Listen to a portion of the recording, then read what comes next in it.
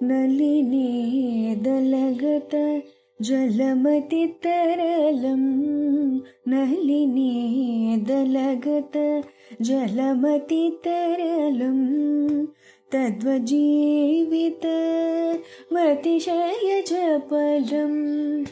తద్వజీవిత మతిశయజపలం విధివ్యాధ్యభిమానగ్రస్తం విధివ్యాధ్యభిమానగ్రస్తం లోకశోకహతం చ సమస్తం లోకశోకహతం చ సమస్తం భజ గోవిందం భజ గోవిందం గోవిందం భజ మూఢమద. శ్రీశ్రవణ ఛానల్కి శ్రోతలందరికీ కూడాను మరొకసారి స్వాగతం. ఈరోజు మనం 4వ శ్లోకాన్ని వింటున్నాము. దీనికి ప్రతిపదార్థ తాత్పర్యాన్ని ముందు విందాం మనం. నళిని తామరతీగ యొక్క దడ ఆకునందు గత పొంది ఉన్న జలం నీరు అతి తరళం ఎంత నిగనిగలాడుతున్నా మిక్కిలి చెలించినది. తద్వత్ అదేవిధంగా జీవితం ఈ బ్రతుకు అతిశయం మిక్కిలిగా చంచలం మెరుపు వలె మెరిసి మాయమయ్యేది. వ్యాధి రోగాల చేతను అభిమానము నాదియే నావారు అనే అభిమానం గ్రస్తం చుట్టబడినది. లోకం జీవిత రంగస్థలమైన లోకం సమస్తంచ అంతయు శోకహతం దుఃఖమయమైనది. విద్ధి తెలుసుకో అంటున్నారు. తాత్పర్యానికి వస్తే కమలపత్రం పైన తామరాకు మీద నీటి పొట్టు ఎంతో క్షణికమైంది. అది క్షణంలో జారిపోతుంది, నిలకడ ఉండదు దానికి. అదేవిధంగా మనిషి జీవితం కూడా చాలా అస్థిరమైంది. యవ్వనము ఆరోగ్యము సంపద ఇవేవి శాశ్వతం కాదు. మనిషి మాత్రం ఇవే శాశ్వతమని భావిస్తాడు. నేను నాది అనే అహంకారం అతన్ని పట్టి పీడిస్తుంటుంది. వ్యాధి వచ్చినప్పుడు ఈ అహంకారం కూలిపోతుంది. శరీరం బలహీనమైతే గర్వం వ్యర్థం అని తెలుస్తుంది. అయినా మనిషి ముందుగానే జాగ్రత్త పడ్డు. లోకం అంతా కూడాను ఈ మోహంలోనే మునిగిపోయింది. అందుకే శోకంతోటి బాధపడుతోంది అది. శంకరాచార్యులు జీవన సత్యాన్ని గుర్తు చేస్తున్నారు మనకి. శరీరం పైన అధికమైన మమకారం ప్రమాదకరం అంటున్నారు. ఆరోగ్యంగా ఉన్నప్పుడు ధర్మాన్ని ఆచరించాలి అని చెప్తున్నాడు. భగవంతుని స్మరణ చెయ్యాలి అంటున్నారు. కాలం ఎవరికోసం ఆగదు. మరణం ఎప్పుడు వస్తుందో ఎవరికీ తెలియదు. కాబట్టి జీవితం మీద అహంకారం తగదు. దీనికి భక్తి మాత్రమే శాశ్వతమైన ఆధారం అంటున్నారు శంకరుల వారు. భజగోవిందం అంటే భగవంతుణ్ణి ఆశ్రయించు అని చెప్తున్నారు. లోకసుఖాలు క్షణికమని తెలుసుకో.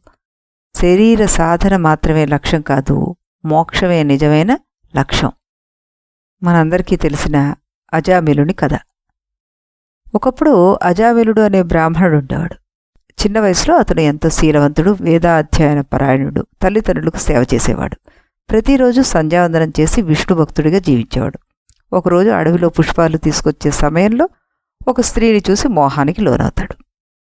ఆ ఒక్క క్షణకాలపు మోహం అతని జీవితాన్ని మార్చేసింది. తల్లిదండ్రులను విడిచిపెట్టి ధర్మము నీతి అన్నింటినీ మరిచేసి పాపకర్మలతోటి జీవితాన్ని గడిపాడు. దొంగతనం మోసం వంటి పనులకి దిగజారాడు. అతనికి నారాయణుడు అనే కొడుకు పుట్టాడు. కాలం గడిచింది. వృద్ధుడైపోయాడు.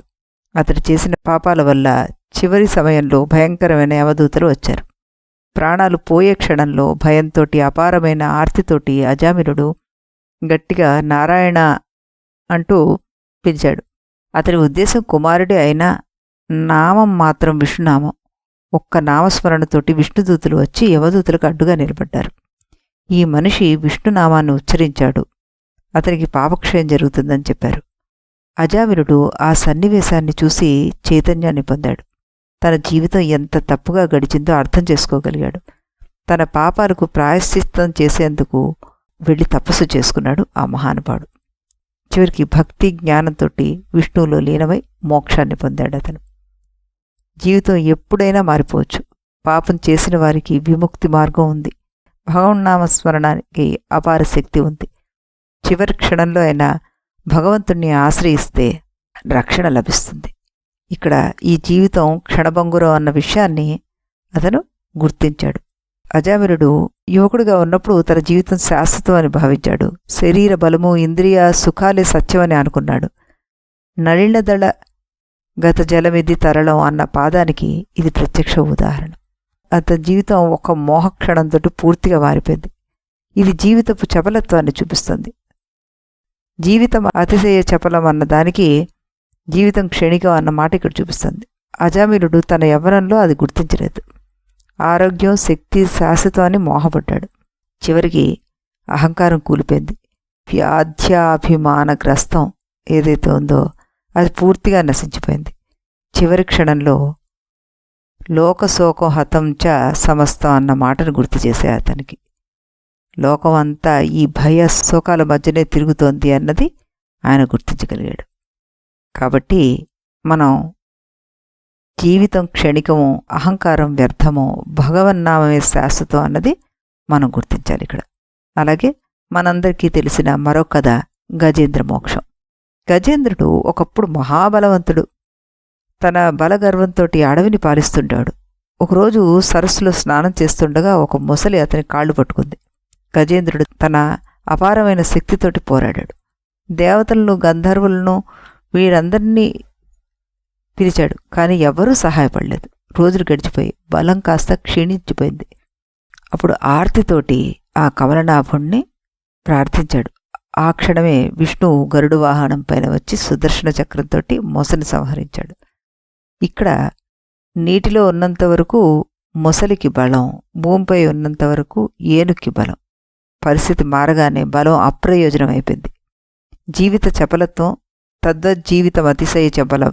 గజేంద్రుడు మొదట తన శక్తిపై గర్వించాడు. దీర్ఘ పోరాటంలో అతని శరీరం క్షీణించిపోయింది. వ్యాధిలాగానే బలహీనత పట్టుకుంది. అహంకారం పూర్తిగా నశించిపోయింది. వ్యాధ్యాభిమానగ్రస్తమైన శరీరం, ఒంటరితనం, భయం, మరణ శంక ఇవన్నీ గజేంద్రుల్లో ఘోర శోకాన్ని కలిగించాయి. లోకశోక హతం చ సమస్తం అన్న మాటకి ఇక్కడ మనం చక్కగా అన్వయం చెప్పుకోవచ్చు. అప్పుడు గజేంద్రుడు తన బలం వదిలి భగవంతుణ్ణి శరణు కోరాడు. భజగోవిందం చెప్తున్న మూల సందేశం కూడా ఇదే. స్వశక్తిపై కాదు, గోవిందుడిపైన ఆధారపడు. ఈ రకంగా మనం అనేక ఉదాహరణలు చెప్పుకుంటూ ఈ జీవితం క్షణభంగురం, మన యవ్వనంలో ఉన్నప్పుడు నాకంటే గొప్పవారు ఎవరూ లేరు అనే అహంకారంతో ఏ విధంగా అయితే మనం ఉంటాం, అదంతా క్షణభంగురమే అంటున్నారు శంకర భగవత్పాదులు వారు. ఇప్పుడు మనం తెలుగులో ఒక పద్యాన్ని. బుద్భుద ప్రాయము బ్రతుకు అస్థిరము, నీటి బుడగే ఈ నర జీవితము. బుద్భుద ప్రాయము బ్రతుకు అస్థిరము, నీటి బుడగే ఈ నర జీవితము. తామర దళముపై జలముకు మాదిరి, జారును నేలకు చంచలము. తామర దళముపై జలముకు మాదిరి, జారును నేలకు చంచలము. చిన్నది బ్రతుకు చితుకును తుదకు, క్షణములోన యమ పాశము చిక్కు. చిన్నది బ్రతుకు చితుకును తుదకు, క్షణములోన యమ పాశము చిక్కు. ఆలు బిడ్డలు ఆస్తులు పాస్తులు, ఆఖరి క్షణమున అక్కర రావు. ఆలు బిడ్డలు ఆస్తులు పాస్తులు, ఆఖరి క్షణమున అక్కర రావు. స్మరించు హరిని, స్మరించు హరిని, స్మరించు హరిని సుగుణమతి. భజించు హరిని, భజించు హరిని, భజించు హరిని బుద్ధిమతి. డాక్టర్ గారు ఈ పద్యాలని చాలా చక్కగా పాడి మనకి వినిపించారు. జాతస్య మరణం ధ్రువం అన్న సూక్తి మనందరికీ తెలిసిందే. పుట్టిన శరీరం గిట్టకుండా తప్పదు, క్రమక్రమంగా శిథిలమైపోయేది కాబట్టే దానికి శరీరం అన్న పేరు ఏర్పడింది. మొదట్లో అది వృద్ధి పొందుతుంది, అప్పుడు అది దేహం పెరగడం మానిన తర్వాత నెమ్మదిగా కృషించడం మొదలు పెడుతుంది. మనం మృత్యువుకి సన్నిహితం అవుతున్నాం అనే విషయాన్ని మనకి గుర్తుకు తెస్తుంది. భగవంతుడు ఇచ్చిన ఈ శరీరాన్ని సద్వినియోగం చేసుకోకుండా ఆయుర్ధాన్ని వ్యర్థం చేసుకుంటున్నామని విచారించక ఇహభోగాల్లో మునిగి తేలుతూ ఉంటాం మనం. శరీరం వ్యాధి పీడితం అని గుర్తిస్తూనే మనం భార్యాబిడ్డలు బంధుమిత్రులతోటి అభిమానాన్ని పెంచుకుంటాం. ఇదంతా అవివేకం తప్పితే మరొకటేమీ కాదనమాట. అందుచేత మనందరం కూడాను యథార్థాన్ని గ్రహించి ఈ శరీర ధారణ అవకాశాన్ని మనకి భగవంతుడు ఎందుకు ఇచ్చాడు, దాన్ని ఎలా సద్వినియోగపరచుకోవాలి అన్నదే ఆలోచించమంటున్నారు శంకరుల వారు. మళ్ళీ మనం రేపు ఇదే సమయానికి ఇదే ఛానల్లో కలుద్దాం. అంతవరకు సెలవు.